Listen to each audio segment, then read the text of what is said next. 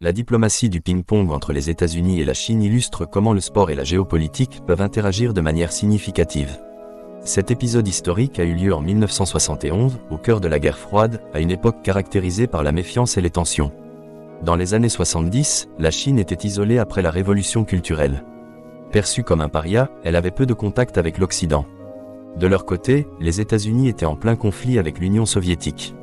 Dans ce contexte, le ping-pong émerge comme un surprenant vecteur de rapprochement diplomatique. L'histoire débute en mars 1971, lorsque l'équipe américaine de ping-pong reçoit une invitation pour se rendre en Chine. Cette initiative, loin d'être anodine, traduisait une stratégie des autorités chinoises visant à rompre leur isolement. Accueillir l'équipe de sport était une manière d'initier un dialogue plus large avec les États-Unis.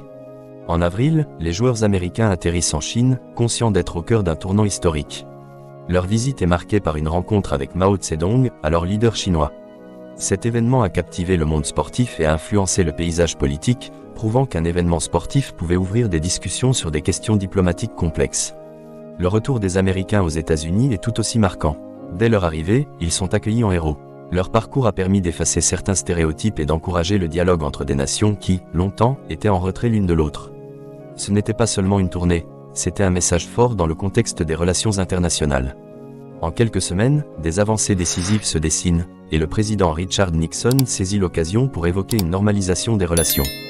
La diplomatie du ping-pong a ainsi permis de réduire les préjugés antérieurs. Ce processus aboutit en 1972 à la visite historique de Nixon en Chine, une rencontre qui redéfinit les relations géopolitiques de l'époque. Cet événement a également eu des répercussions sur le sport. Le ping-pong devient alors le symbole d'une nouvelle convivialité entre des nations autrefois en confrontation. Les événements sportifs sont utilisés comme plateforme pour favoriser le dialogue culturel, transcendant ainsi les barrières politiques. Par la suite, d'autres disciplines sportives suivront cet exemple. La diplomatie du ping-pong reste aujourd'hui une leçon pour le monde. Elle démontre comment le sport peut favoriser le dialogue et la réconciliation. Alors que les tensions internationales persistent, les enseignements du passé demeurent pertinents.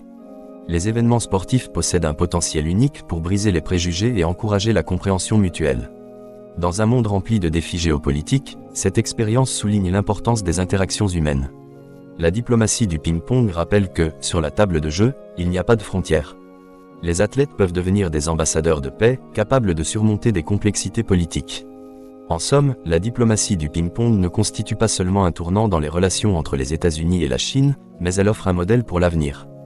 Dans un monde souvent divisé, cette histoire rappelle que le sport peut servir de puissant outil de connexion, capable de bâtir des ponts là où il n'y avait que des murs. Ce phénomène de rapprochement continue d'inspirer des initiatives similaires. Le dialogue demeure essentiel pour la paix et la compréhension dans notre monde complexe.